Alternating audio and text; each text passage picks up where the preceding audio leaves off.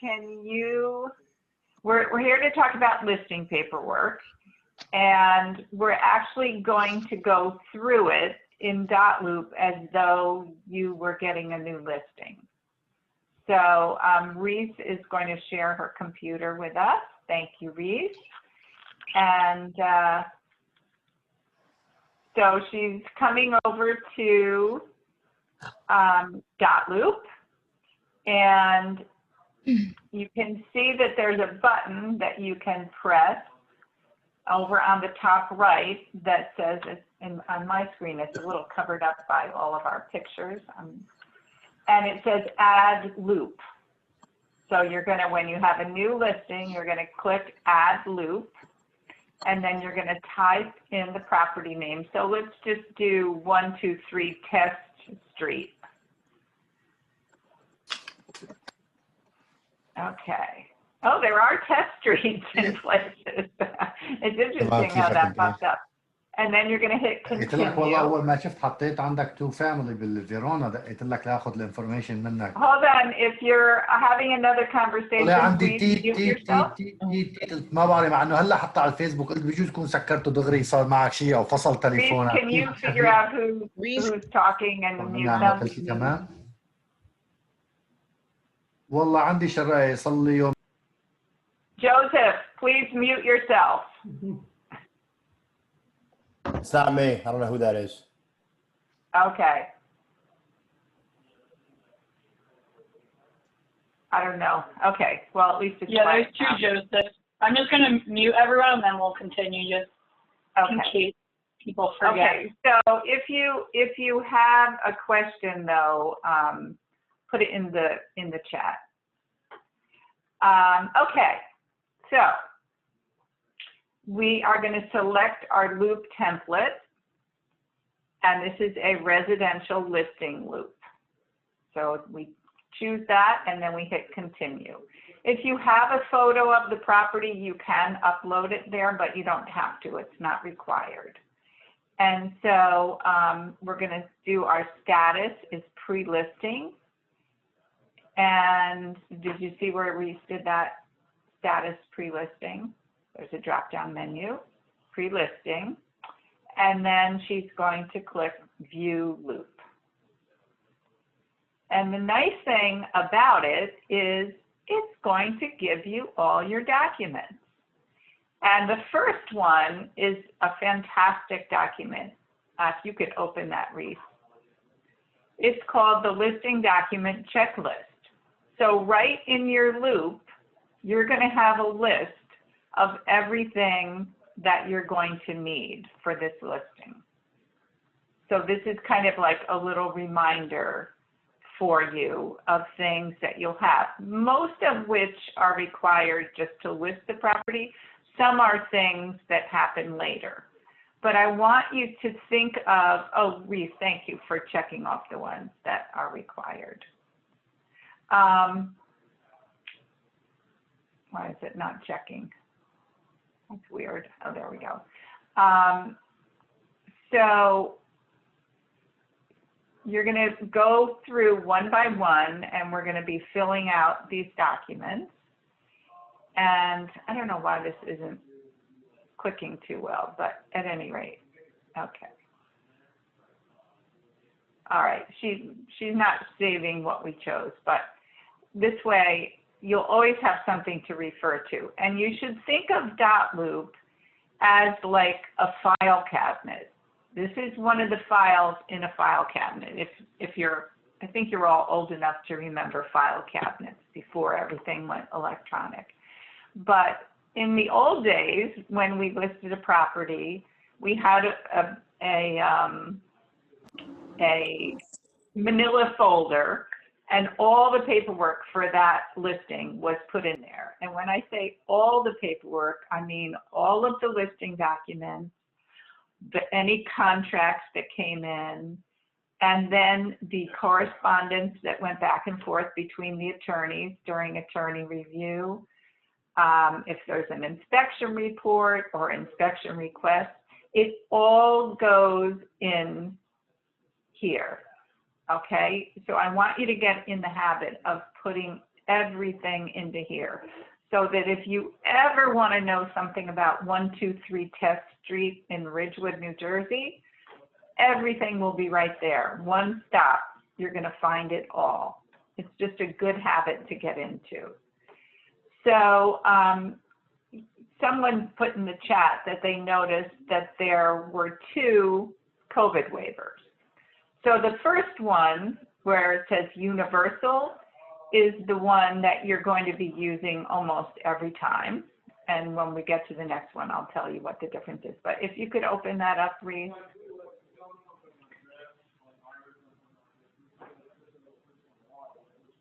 Okay, we're going to make Reese our seller. So this just, you're going to fill in on this day, you're going to fill in the address of the property. And then you're going to scroll down, and that you're going to see where your seller is going to sign. And basically what this says is that your seller is saying that they have not tested positive for COVID within the last 14 days, nor has anyone else living in the house. And so Reese is our seller, so she's going to sign here. We're going to, so we have a signature box. Can you show them how you did that, Reese? So she goes up here. Yeah. You want to talk, Reese? Sure. So Okay. what you do is, like, say you have more than one seller. Obviously, you don't want one seller to sign both spots.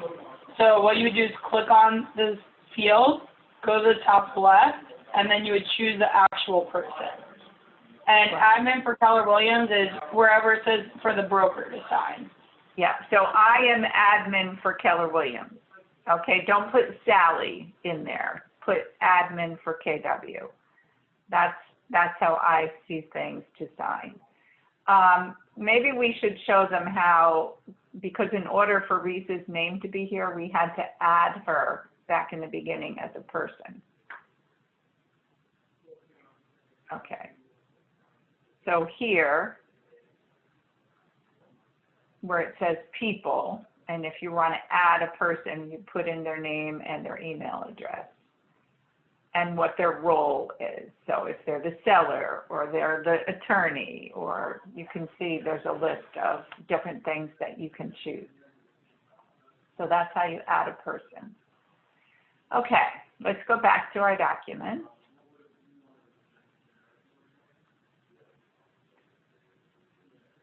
And we're recording, Reese? Yes. Okay. All right. So the COVID waiver legal reps, that is for a situation where maybe it's an estate and there's an executor of the estate. So it's not someone who is actually living there, and they're signing on behalf of the seller. So that's a legal representative. And they would, it would still get filled out and signed in the same way. Okay. All right. Our next document is the actual listing agreement. Now, you notice it says optional. Obviously, it's not optional. This is something that is, Reese is typing in the things that are required. But let's open up the residential listing agreement.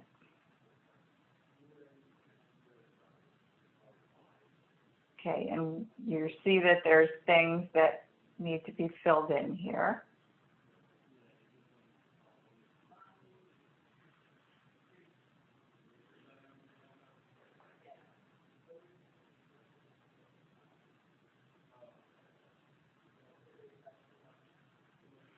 So it kind of, if you just follow along, you can see what you need to do. Okay. So then you can use the calendar to put in the listing dates and the expiration dates. And they must be on once in a while someone sends me a listing and it has no dates on it. That is not a valid contract. It must have dates. Okay, so now we have our dates on here. And I always say to people, these little boxes are on here for a reason. You're supposed to fill them in. Obviously, when you're filling this out, you will not have an MLS number yet. You won't get that until the end.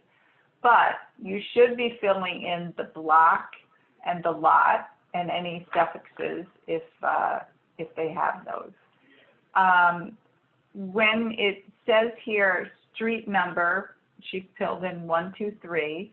If it was East Test Street, West Test Street, one of those, you would fill that in. Otherwise, you can leave it blank. Mode is actually where you fill in street, avenue, drive, whatever the end part is of the street address. You're going to fill in your price. Reese, would you be able to, to point to things as I'm saying them? All right. We're only going to get 123,000. Come on, add some more zeros on there, Reese. Okay. So, and then directions. When you fill in directions, it's not a required, yes, the MLS has the block and lot information, Roddy. You would go into the tax records, which is in New Jersey MLS, and it will tell you in there. Okay, so notice that Reese is filling in Godwin to test.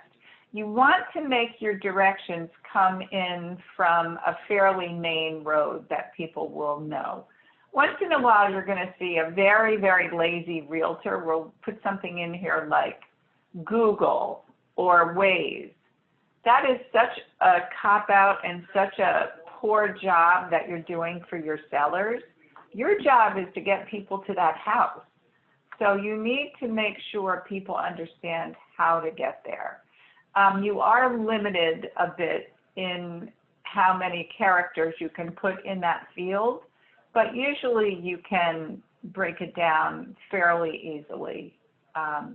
Okay, now we're up to, we have our listing date. We need our owner's names. We would fill that in there.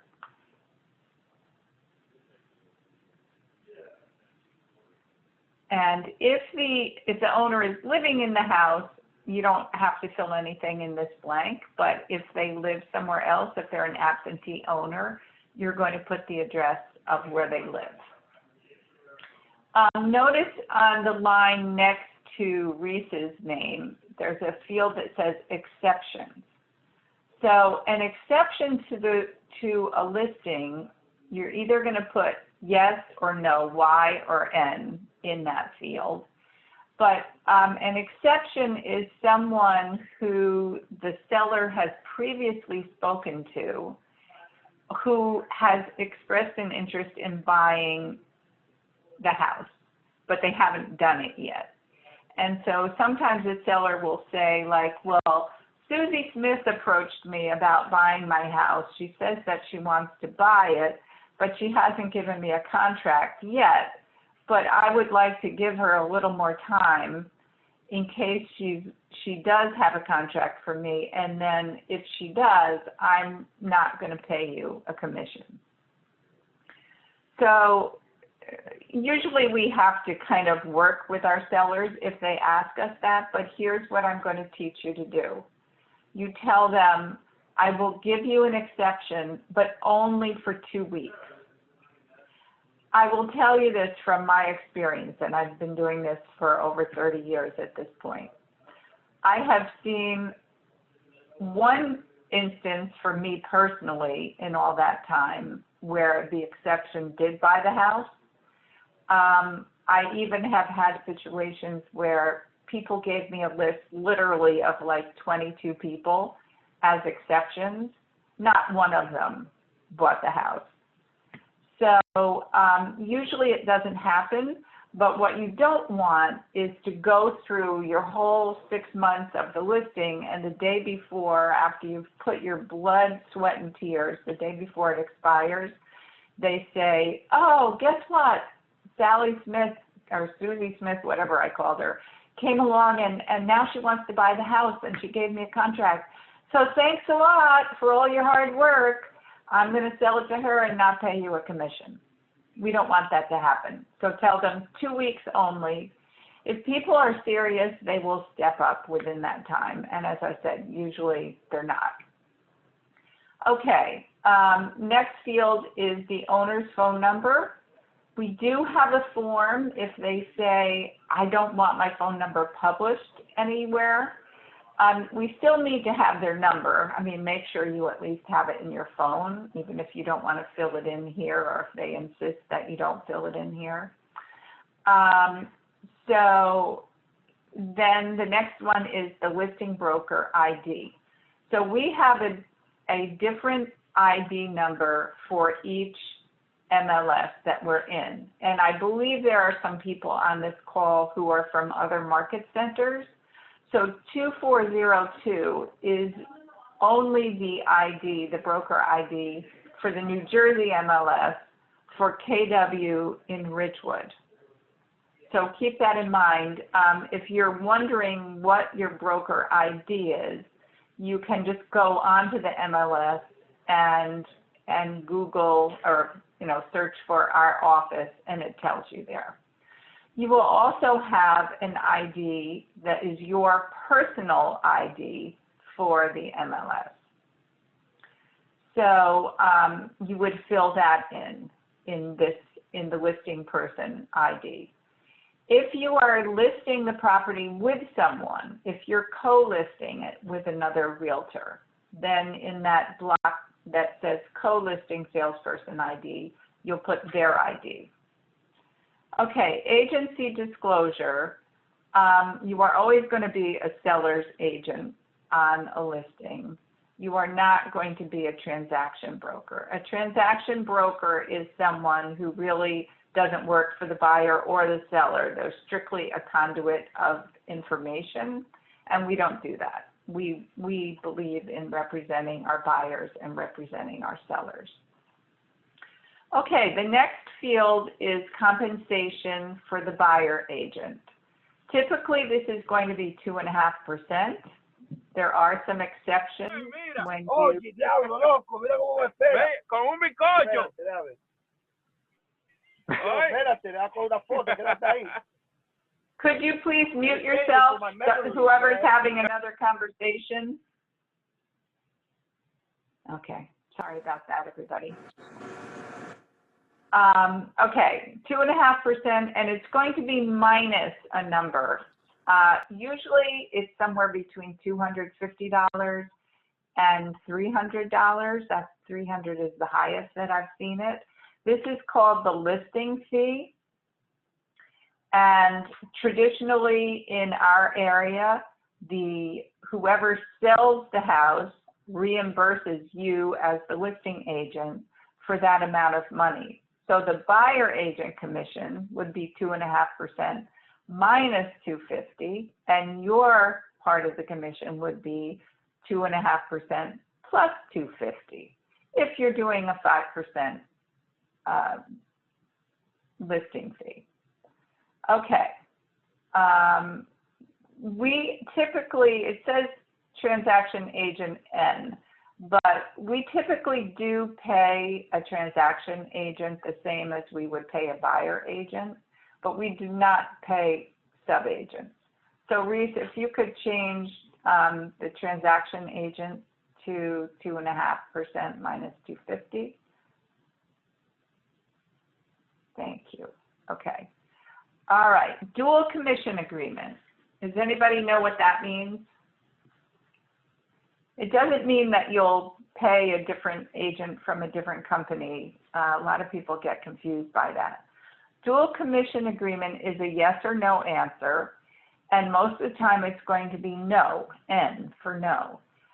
The only time you have a dual commission arrangement is if you've come to some kind of agreement with your seller, such as my commission is 6%, but if I sell it myself, I will only charge you 5%. That's a dual commission agreement because you have two separate arrangements depending on what happens.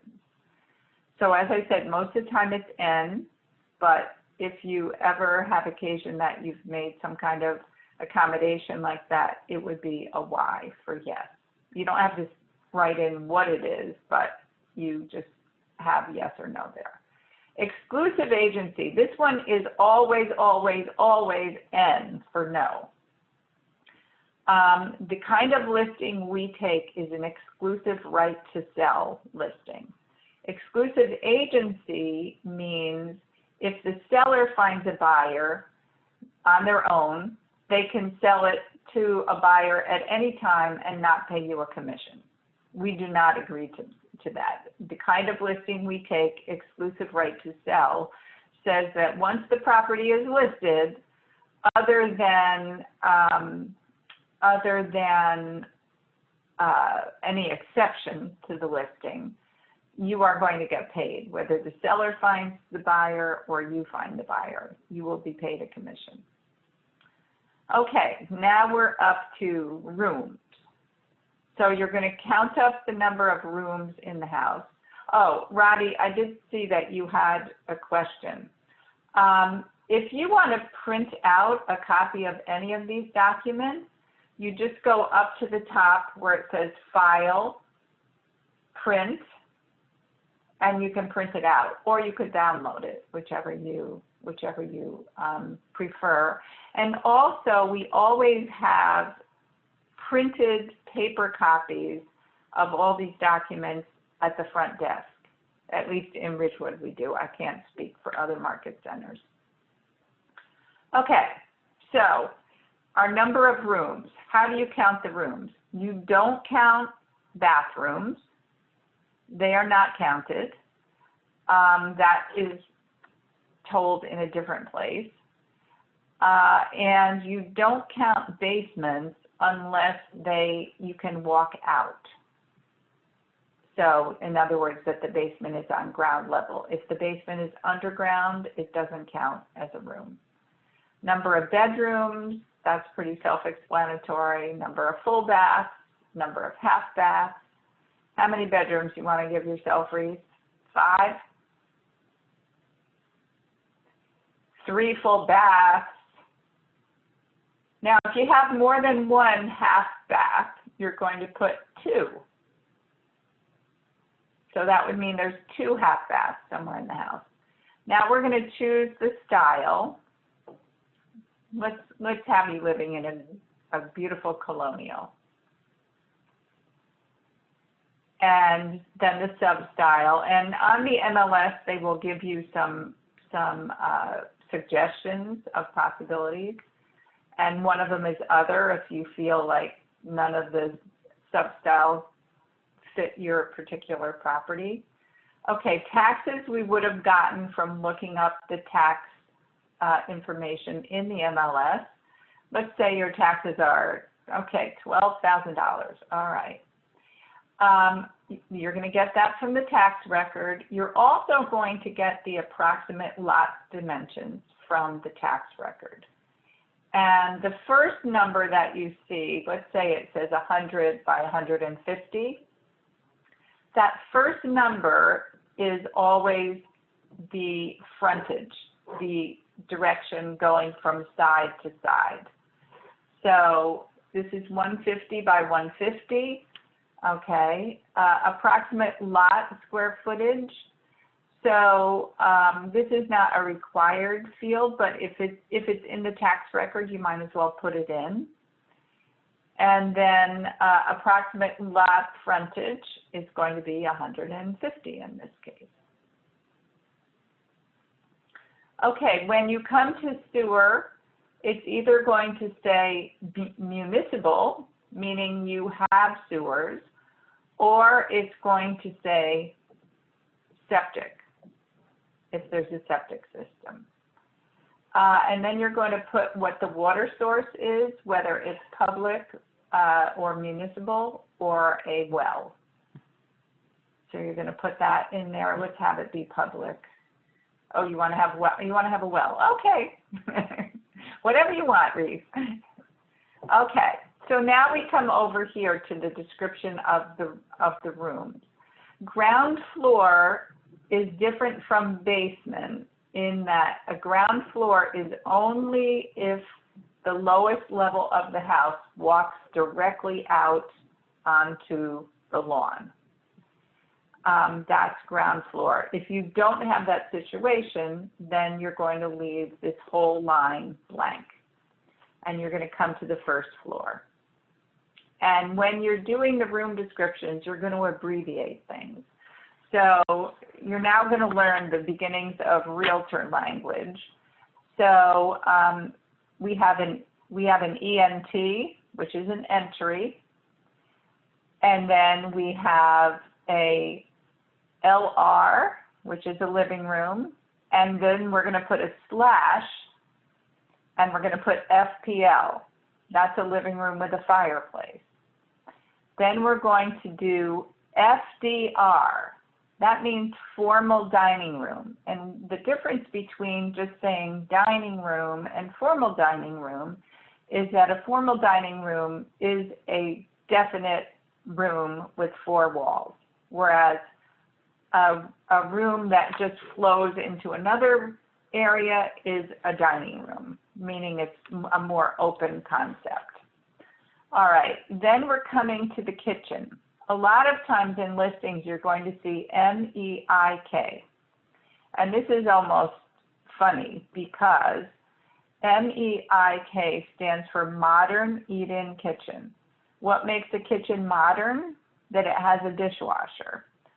Back in the day, there used to be a distinction made between an EIK and an MEIK because at one time, not all kitchens had dishwashers. Today, they pretty much all do. Obviously, if it's not an eat-in kitchen, it's just going to be K for kitchen, or MK if you want to do modern kitchen. And let's give ourselves a powder room.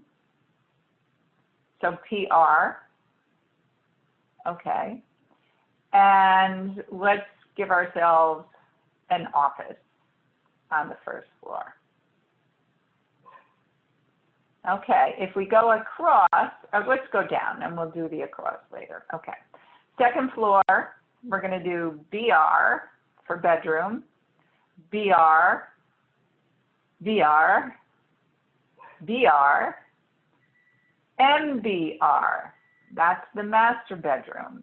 And we're going to put a slash, and we're going to put WIC, which is walk-in closet. And a powder room and a half bath are the same thing. They're the same thing, just a toilet and a sink. Okay, then we're going to put a comma, and we're going to put MB, which means master bath. And our master bath has a bathtub with a shower over it. So we're going to say master bath with SOT, shower over tub. And then we're going to do the other bath, and maybe the other bath, the main bath on that floor, just has a stall shower. Then we're going to put slash SS, stall shower. Okay, if you have rooms on the third floor, you can put them in. Otherwise, skip down to the basement if there is one. And usually the basement, you'll either put whether it's a full basement or a partial basement, and if it's finished or unfinished. Although sometimes in fancy houses, you might be putting like movie theater or wine cellar, you know, whatever's down there. Okay, and now we're going to go over to the schools. So here's something I'm going to teach you. do not fill in anything in the elementary school spot unless there's only one elementary school in the entire town. And the reason is sometimes people choose where they're going to live according to the school district that it's in. You know, maybe somebody living in or moving to Ridgewood would say like, well, I only want to be in the Somerville school district. If we have Somerville in here and suddenly the Ridgewood Board of Education decides Somerville's really crowded, we're going to have to redistrict the schools, and this address on Test Street winds up going to Hawes School, which is another elementary school, we could get sued. You could get sued, we could get sued. Weichert years ago had a huge lawsuit which they lost because of this exact reason. Someone put in there that in their listing that it was a certain school, people bought the house based on that, and it didn't turn out that way. So please cover yourself by leaving that blank. And if someone asks you, say, I suggest that you call the Board of Education. If there's more than one junior high school, which in Ridgewood there is, we would leave that blank also. High school, usually there's one, so you can fill that in. Okay, now we're going to skip to items included. I know there's been some other questions. We'll go through them. Don't worry, your question will get answered, I promise. Okay, and this you need to have a discussion with your sellers and find out what they want to include. Explain to them that anything, the general rule of thumb is that anything that is fixed or attached to the wall or ceiling automatically stays unless it is specifically excluded. So they need to understand, for example, something that people might want to include. They might want to say all appliances are included because technically your refrigerator and your washer and dryer are just plugged in, so technically a seller could take those. So if they aren't taking them, then they should put all appliances. Or maybe there's a swing set in the backyard that they don't want to take. They can put swing set is included. Items not included. This is probably more important than the items included. So not included are any of these things that are fixed or attached to the walls or ceiling that the sellers want to take with them. So a very common one that you often see is people are in love with their dining room chandelier. And so you'll often see on a listing DRCHAN. This is a not included, Reese. In not included. Yeah. Okay. So I once had one of my buyers that I was out with saying, who's Dr. Chan and why is he not included? The poor buyers have trouble understanding our weird realtor language. If they, for example, love their window treatments are usually attached to the wall. So if they want to take them, they need to put them in the items not included. So maybe you would write in, living room draperies or something like that. Again, it's a conversation that you have with your sellers. Okay, the last line in that section is possession. Possession means if somebody came along to buy this, when could they actually move in? And the MLS has you choose a range of time, which is either 0 to 30 days, 31 to 60 days, 61 to 90 days, 91 to 120 days. So you're going to discuss that with your sellers, and you're going to fill in whatever is appropriate there. Going over to the right, you're going to ask your sellers, do you know of any easements or assessments? If you remember from real estate school, an easement is when someone is given permission to come onto your property, someone who doesn't own your property is given permission to come onto the property for some purpose.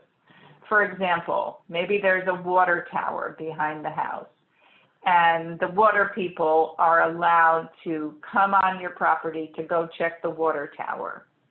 The deal with an easement is always if they wreck your property in any way, they have to put it back to being the way that it was. Or maybe there's some kind of power lines back there that the power company has to have the ability to go back there and check.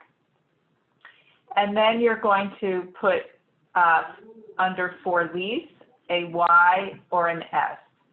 And because sometimes people decide, well, I'm going to put my house on the market for sale and for lease, and whichever one happens first, that's what I'm going to do. Usually, though, people just want to sell. So typically, that's going to be an N for no, but it might not be. Okay, the next part, showing instructions, agent remarks. So showing instructions, again, you're going to discuss this with your sellers. You're going to ask them, how do you want the showings to happen? Do you want people to call me? There's a service on the MLS called Showing Time where people can put in their request. I get the request and I speak to you and we either approve it or we don't approve it. So you could do showing time. You might want to put, if the people have pets, maybe you're going to write in here, clients have cats, please make sure that the cats don't escape when you open the door. Anything, above and beyond the usual courtesies that a realtor would give that you feel needs to be explained. Also, you're going to put on here, COVID waiver must be signed before showing. So that's going to go on here always until we finally get rid of COVID, which I cannot wait for.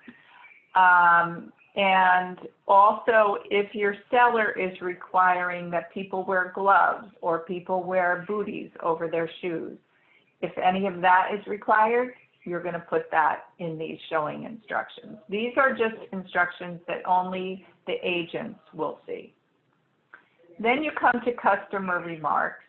And I usually, when I was selling, I would say to the sellers, what made you want to buy this house? What attracted you? What do you think the biggest selling points are about this house? And you want to try to incorporate whatever they say. Maybe they say like, well, we're close to the city, or the elementary school's nearby, or, it's a great neighborhood, whatever they say, and whatever you feel would cause a buyer to want to come there.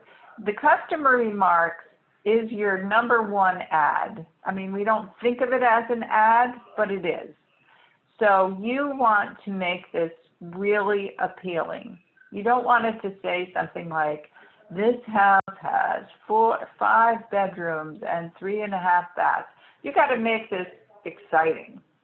Like, wait until you see the amazing backyard in this house. You'll want to spend time back here with family and friends. Oh, actually, you can't say family anymore. That's a fair housing thing. But you'll want to entertain in your backyard. So you want to say something that's going to be appealing. If the property has a beautiful fireplace and it's winter and it's cold, maybe you want to talk about the fireplace. So just think of, in conjunction with your sellers, what would draw somebody? What sets this house apart? Okay, now you're going to fill in the same listing dates and expiration dates as you have above. And then you're going to put your possession date. Again, it's going to be that range of time. You're going to put your commission in. And then here is the where you're saying that your name and that you are going to be operating as, and you're always going to check seller's agent and disclose dual agent if the opportunity arises. This next paragraph that starts out in the event that the property, what that is a protection for you. If you were to go through your entire listing period and the listing expires and the people don't relist it, if any of the people that you showed it to come back within 90 days after the listing expires, you are still entitled to a commission. Now that goes away if they relist with somebody else, all bets are off. But if the property expires and they don't relist it, this comes into play. Okay, and then let them know that by signing this, they're acknowledging that they've read this agreement and the New Jersey Attorney General memorandum. And you'll notice that there's two places where you can check a box. You really don't want anybody to check these unless for some reason they don't want their listing to appear on any real estate website, which would be foolish. But they do have that option if for some reason they don't want it to. Okay, and then you're going to have your seller sign. You are going to sign where it says sales associate, sign here. And then you are going to submit it to me to sign. So the next form you're going to be filling out is the commission addendum. And this just details what the buyer agent is going to be making. So remember we said in this case it was going to be 2.5% minus 250. So you're going to fill that in. Again, your owners are going to sign, you're going to sign, and then you're going to send it to me for signature. Sally, can we get this printed out as a sample? Oh, you mean this particular one that she's filling in? Yeah, there's a Yeah, lot. we could do that. We could do it. Sure. Yeah. We just downloaded it. Yeah. That's fine. Yeah. Then you have kind of a, okay, Reese just shared the file. Got it. So you can copy the link. Okay, Reese, we're ready for our next document. No. Sally, can I ask you a question? The form always goes to the seller before the broker. But for those of you who are new, if you're asking me, could you send it to me to check before you give it to the seller? Sure. I would be happy to look it over for you. Sally, how do we find out if the property has an easement? Where do we find out if the property has an easement? Well, you should always ask your sellers if they have a copy of the survey. If they have a copy of the survey, you would see it on the survey. It would be clear. But if they don't, you just want to talk to them and ask them if they know of any easements or assessments that the property has. Sally, I have a quick question. Sure. You mentioned about exceptions. If there are exceptions, are we required to reach out to those people, or we just wait to let the seller notify us if someone? What you have to do, if the seller says they have an exception or a few, they need to give you their names and phone numbers in writing. You're not going to reach out to them. Okay. That's up to the seller to do, but you need to have the name and phone number, because you don't want your seller just saying, oh, remember I told you there was an exception, it's this person. And if you didn't know the names, you would have no way of knowing. Right, thank you. Okay. Sally, right. Can I ask you a question? Sure. you said it's 2.5% minus 250, right, for the commission? But that's in case it's 5%, right? That's, yeah, I mean, we're just giving an example. If you're getting a Okay, so- 6% listing, it might be 3% minus 250. 3% minus 250? Or Right, What is the 3% minus 250 again? the listing fee, Got it. yeah. Okay, let's go to the Attorney General letter. Sally, after we go over that, do you want me to show how to get the listing agreement from NJMLS? Wait, I missed what you said. What do you want After to we show go over them? the Attorney General letter, Yeah. someone had asked about showing it on New Jersey MLS, like how to export it from there. Oh, the okay, listing agreement. sure, yes, that's fine. Okay, we're Is just going to there- look at the Attorney General letter. Is there any way to do this in the MLS and then upload it? Yes, Okay. that's what Reese is going to show you, I think, right, Reese? That's what you meant? Yep. Yeah, Reese is going to show you. Okay, so this is the Attorney General letter. And just recently, they came out with a new version of it, which they are requiring both the seller and the agent to sign.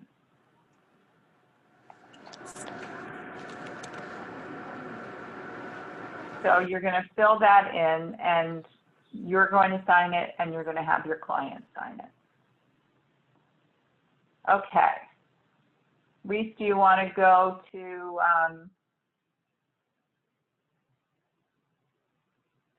yeah, Reese is, we're going to go back to .loop, but Reese is just going to quickly show you how you can also do your listing in New Jersey MLS. And then you're going to upload it into .loop. So what you would do is click on listing maintenance and go to add modify listing. And the same way you would obviously be putting in your listing, you would do new listing, the county, the area, and then choose residential. That's it. And then once you do all that, you just save. You don't have to submit it. Obviously, you don't want it to go live. Then where you would go to print out the listing agreement so that you're kind of doing, you don't have to fill out the listing agreement and then fill out all the exact same details in the MLS. You would just click on listing maintenance again and then create listing agreement. And then whatever your, like obviously it would be the address, so say 123 test, it would come up here. And then you would just choose that one that you have kind of like waiting in the queue. That's what I kind of think of it as. And then you would just click print email/send. And when you do that, you would fill in the listing date, expiration date, possession date, all the stuff we kind of went over in the listing agreement. Fill out their name, click next, and then you would print the agreement or save the agreement. Print, you can still print and do save as PDF, so you don't have to print it out. And then you would just upload it directly to .loop. When we make a new agreement, the MLS gives us, every time they give us a new number. Is that what it is? Yes, every listing agreement has a different number. So when we start putting in the new listing, it'll generate a new number for us, and that's where how we kind of pull it out when we need to go back. It doesn't generate the number, the MLS number, until you've finished it. Okay. So it won't, like when you first start doing the listing, it won't give you a number immediately. So if we gives need you to This go is back, where the listing in progress would be, down here. okay, and we will search it with just the name of the property. If I whatever. mean, if you have a listing in progress, is that what you mean? Yes. Yes. Yes. Yes. Okay. It would show up like this. Okay. Reese, what did you need? I was confused with the number before that. I wasn't sure what that number was, but these are already submitted, so that's why probably they're appearing with a number. Is that what it is? Yeah. Okay. Yes. Reese, what do you mean you'll email to Dotloop? Dotloop has an email address? Sorry? What do you mean you'll email it to Dotloop? Dotloop has an You email would address? you would click print email, and then you would choose print and then save as PDF. So when you print it, it'll pop up kind of like this, and then you would just click on that, and then you'll download it and save it, obviously, as whatever. I would just name it listing agreement and the address, and then when you go in Dotloop, you would click add document and then browse, and that'll bring you to your computer, and then you would choose that document. So if we start by creating the listing agreement in NJMLS and upload it into Dotloop, do we still Right. have to do the part that Sally just showed us first? So all that you would be putting in the MLS, and it'll generate in that listing agreement. You just have to then, when you upload it to here, add the signature fields. Well, and the other thing to remember, like you can do the listing agreement and the commission agreement in the New Jersey MLS, but you're still going to have to come back to Dotloop to do all these other forms that are required. Do we go to So the Dotloop? COVID waiver and the attorney, now we're going to talk about the other forms that are required. Just a quick question. Do we go to Dotloop through command or directly to Dotloop? You're going to go directly to Dotloop. You don't recommend it to going through command, right? No. Okay. Command, you are more, what you want to do in command is like when you're working with someone, you want to make sure their contacts in command, and you can learn all about how to do your transactions in command in the opportunities class that we have, and we teach it at least once a week. I don't think that, I'd have to look at it, but I believe that it's on Wednesday, but that'll teach you kind of how to do everything in command. But when you're going to do this at the moment, you're just going to go to dotloop.com. Okay, great. I have a quick question. It's related but unrelated. It's regarding the Attorney General letter. I'm closing on a transaction and there is no Attorney General letter. Shall I ask the listing agent for that so that my client can sign it? Well, you can just have your client sign ours. Okay, thank you. Yeah, yeah. Oh, somebody just asked. Yes, before you can post it to the MLS, yes, I have to review it and sign off on it. And as long as you submit it to me, and we'll show you at the end how to do that, I'm usually pretty good about signing things quickly, you'll find. Okay, our next document is the Consumer Information Statement. This is required by law for all buyers and all sellers. And this is what just explains the different ways that we can work. It's being recorded, Miriam. The different ways that we can work with people. And so there's just a place at the bottom of the form where you fill in a place for the seller to sign, and then you fill in your name. They don't give you a whole lot of space, but that's where your name goes. And again, whenever you are working with sellers, you are always going to say seller's agent and disclose dual agent if the opportunity arises. That covers you if, for example, you're doing an open house and someone comes along, a buyer comes along and wants to buy the house, you become a dual agent. So you're asking your sellers to agree to that in advance.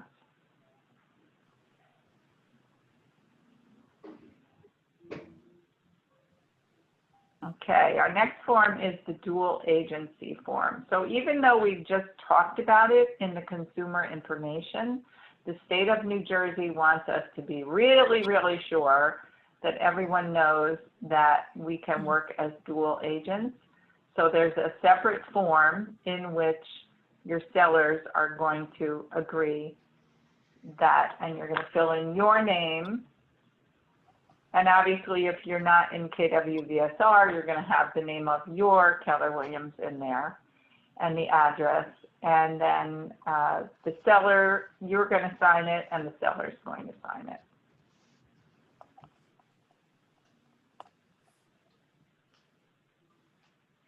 Okay, next one is permission to advertise. And you need to understand that even posting something on Facebook is advertising. So you need to get people's permission to make sure that they're okay with it being posted on Facebook, social media. Maybe you're going to send out a postcard to a neighborhood that says, I just listed this property. You need to have their permission before you do that. So the seller will sign it, and you will sign it and put your cell phone number in there. Now we're in the easy forms. We did the hardest ones. Okay. Coming down the home stretch. So the next one is the seller disclosure statement. The seller disclosure is only to be filled out by the seller. You are not to touch this. You can write the address in and the seller's name, but other than that, they have to fill this out. And the reason is that this information must come from the seller directly. And I want you to get into the habit of, if someone asks you a question about something about the house, for example, if they say, does this basement ever get water in it? And your sellers have said on the seller disclosure that they do not get water. Your answer is going to be, according to the sellers, the basement does not get water. In other words, you don't want to be stating it like you are the authority. You always want to say, according to the sellers, they don't get water. Or according to the sellers, the roof doesn't leak. According to the sellers, the wood behind this house is owned by, the water company. Don't put yourself in the position of being the person of authority, because that's how realtors get sued. This document really limits your liability because the sellers are filling it out. So at the end, they're going to sign as the seller, and then you're going to scroll down and you are going to sign it as the real estate broker. Eventually, the buyers and their realtor will be signing it also, but for now, you're just having your sellers fill it out and you're going to sign. And this is okay to send to them via dot loop, and they could fill in the Yes. box. Absolutely. Yep. So Sally, that's not a Okay. required document, but a recommended document? The seller disclosure is not required by the state of New Jersey, but we highly, highly, highly recommend that you get this. It's important, like I said, to limit your liability. And it actually also saves the sellers from liability. Because, for example, once in a while you'll get a seller who says, for answering, water in the basement is a big thing. And so maybe you had a seller who says, we only get water in the basement when there's an extra heavy rain, and then it's only in a little corner of the basement or something like that. And now somebody buys the house, they close, there's a big rainstorm, and they call up screaming because they got a little water in the basement. That's when you can say, well, the sellers did disclose that to you in the seller disclosure. So that's the purpose, to really lay out what the story is on the house. Now, this next document, the lead paint disclosure, this is a required document. .loop, unfortunately, makes these decisions as to what's required and what's not, how or why, I don't know. But the lead paint disclosure is required by federal law. In fact, There is an $11,000 fine if you don't have this included in your listing. So any house that's built before 1978 must have a lead paint form. And notice on this form that the seller has to initial under Roman numeral 3, A and B and C, they have to initial. And then in A and B, they also have to check one of the boxes, either that they know there's lead paint or they don't know. And unless they have had a test on the paint, they're going to say that they don't have knowledge of it, unless they absolutely know that they do. If they absolutely know they have lead paint, they have to disclose that. But if they don't specifically know it, they can say no knowledge. And then they're going to sign it, and you're going to sign it. If the house is built after 1978, this is not required. And so I have a document in here called No Lead Paint Form, just because it makes my life easier. I don't have to chase after you and say, do you not have a lead paint form in here because the house was built after 78? This just tells me, back off, Sally. The house was built after 1978. Okay. Can go back, please. You'll notice too that there is a booklet called Protect Your Family from Lead in Your Home. If someone has a house that was built before 1978, you really should send this to them.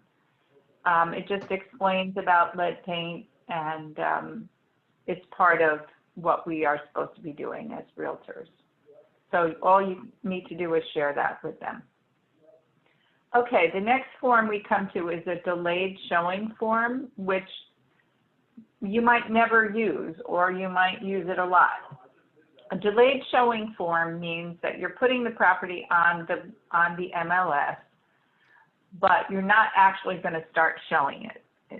It's a way to kind of get the property known while the sellers are maybe doing a little last minute painting, or doing something that they're not quite ready for it to be shown, but they really want people to know about their house.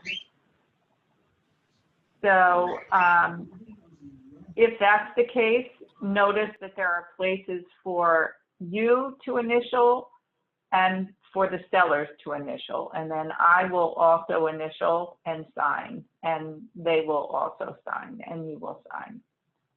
So that's the delayed showing form. We specified the date for the delay showing time too? Yes, you have to say the date of the listing and the date after which it can be shown. Okay. And those are just blanks that you're going to fill out on there. Okay, the last form is the wire fraud notice.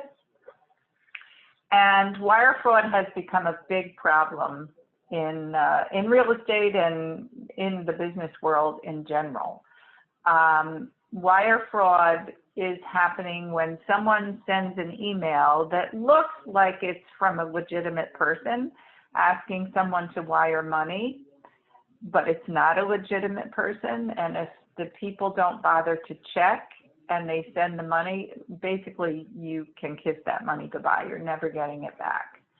So we need to warn our sellers that if they should get an email that looks like that it's from their attorney, or it looks like it's from their mortgage company asking them to wire money, they need to personally call that person and ask them, did you send me an email asking me to wire you money?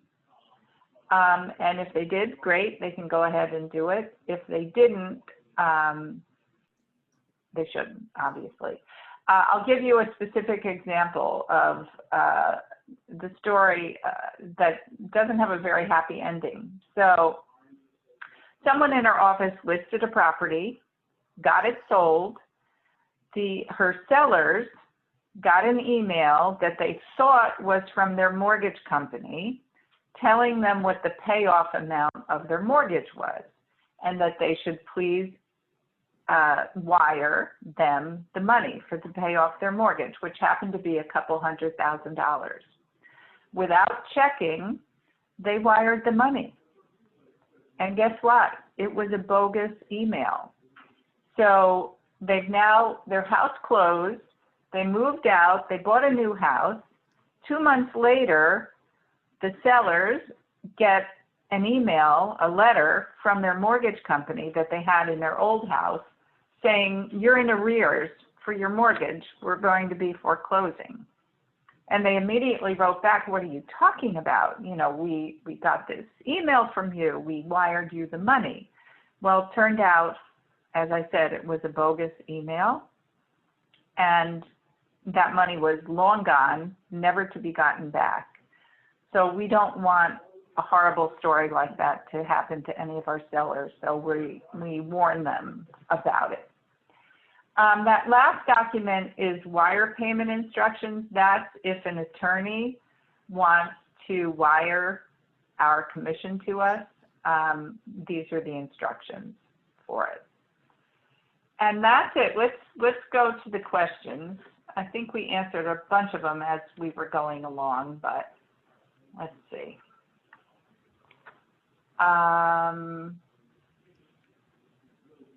Okay, Roddy, you asked, can you please list the required files? I think Reese did. Reese did. But there's also a document in DocLoop, I think under Market Center Documents, that gives you a list. Let's see if it's in Market Center Documents.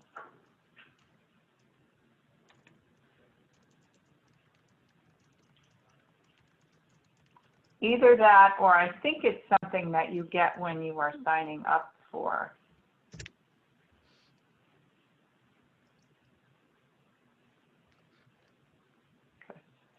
No, huh?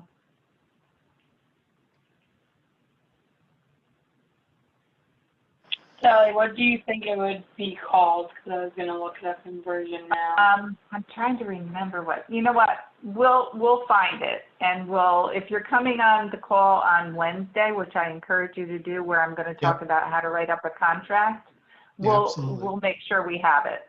Okay. We'll make sure we have it. My other question was, is there a list of abbreviations for, bathroom, bedrooms, fireplace?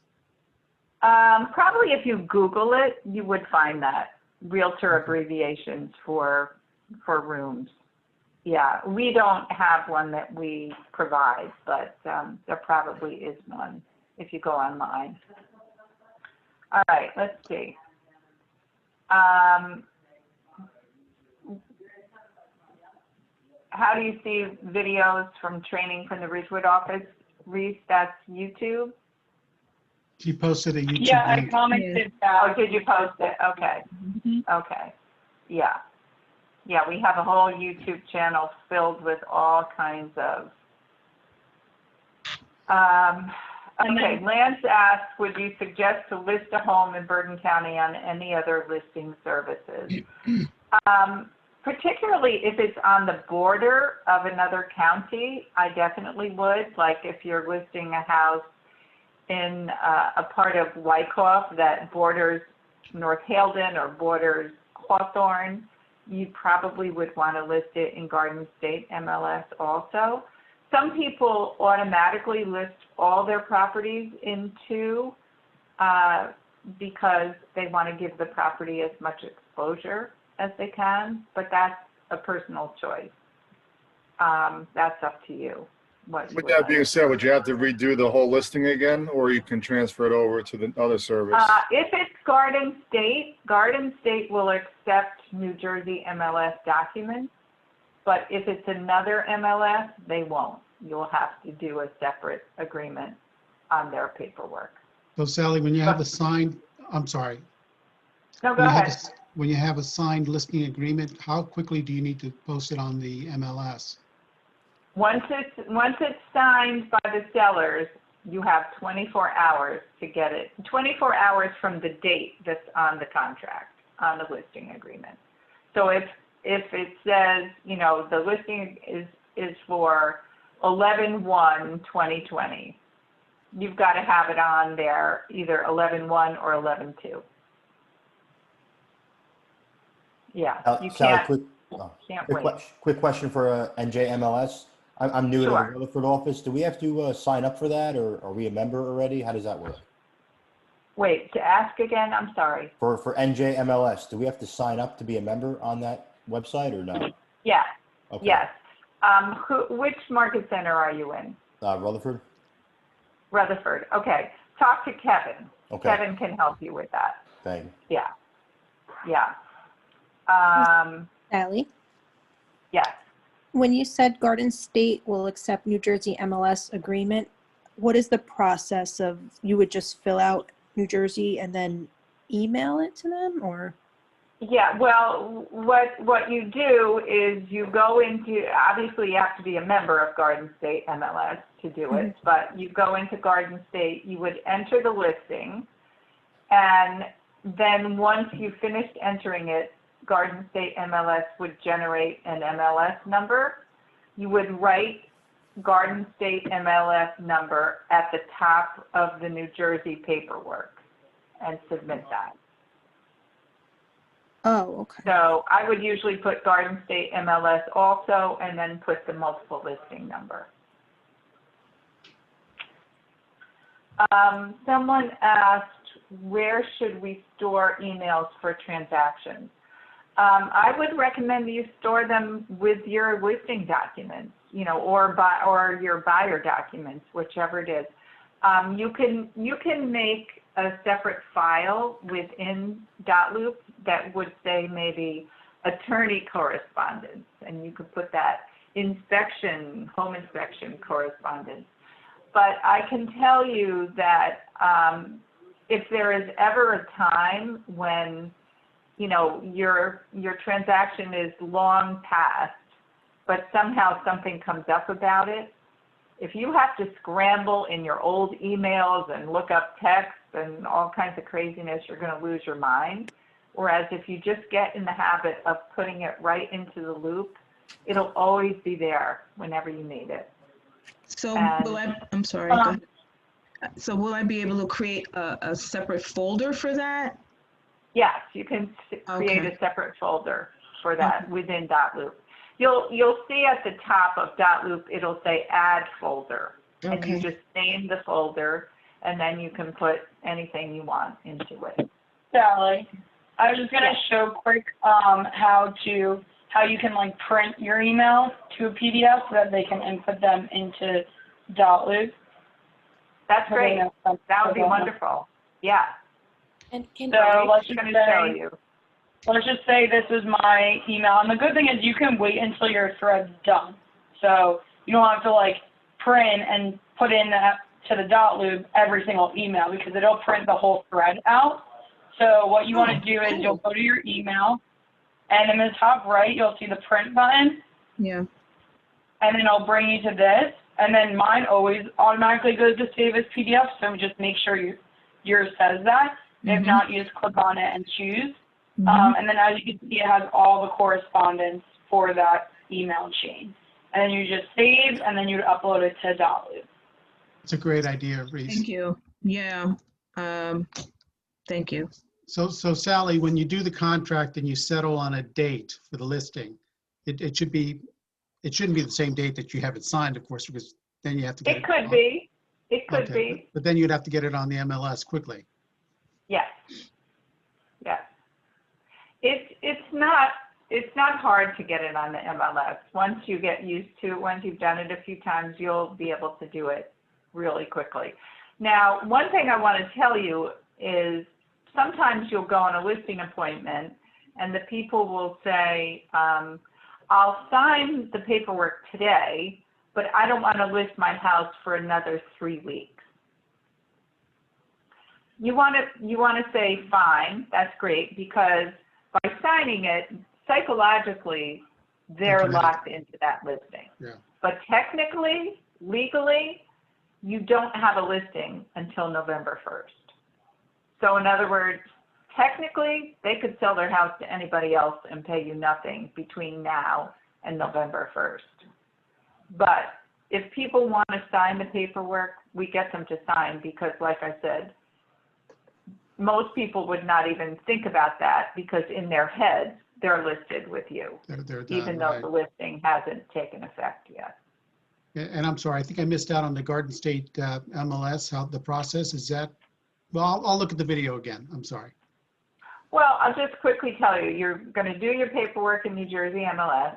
And once you have your paperwork done, you're going to then put it into Garden State MLS, which is going to generate an MLS number, a Garden State MLS number. You're going to write that at the top of your New Jersey paperwork, and that's what you're going to send to Garden State. Garden State requires you to send them paperwork.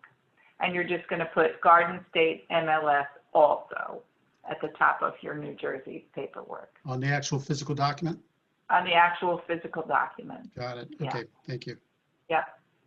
Did we answer everybody else's question? Do these forms also get saved in dot loop because it's connected to command? I don't know. Reese, I'm going to let you take that one. I'm not sure what you mean. Everything we showed you was in dot loop. Yeah, so isn't the dot, we have a connection between the command and dot loop? Will our There's dot not loop- a, No? I'm not. You can technically download it, but we're not suggesting doing that because we don't want you to get used to doing it that way. Because when we're doing transactions fully in command, it'll all be through DocuSign. Okay. yeah, we're going to be switching at some point to a different system, which will all be in command. So right now, just your dot loop is separate. Okay, thank you. Yeah. Anything else? If we have a listing, it's in Passaic County for just Garden State MLS, then we would bypass the New Jersey altogether? Well, technically, because New Jersey MLS is your primary MLS, New Jersey MLS wants you to list anything you list somewhere else also on New Jersey MLS. Oh, okay, so we can start there, okay. Yeah, yeah. Anything else? No, this was helpful. I hope you learned a lot. And remember, you can always go back and listen to it again. Or I teach this class on a regular basis. If you're a person who likes to actually be there as much as we can be there on Zoom, don't be shy about coming back. There's no shame in that. It's certain things I had to learn over the years. I had to go to the class a couple times until I felt like, okay, now I get it. It's a little overwhelming the first time you hear it all. So Yeah. don't be shy. And don't be shy about asking a question. You know, those of you who are in coaching, certainly in KWVSR, I can't speak for other market centers, but, on your first listing and your first contract, part of your coaching contract is that you have the right to work with Catherine on it. She'll walk you through it and help you with it. So take advantage of that because she's I didn't know that. That's good to know. Yeah. She's Yeah. amazing. And I mean, anybody would help you. You can call me, you can call, whoever. But we're all here to help. Thank you for coming. I hope I'm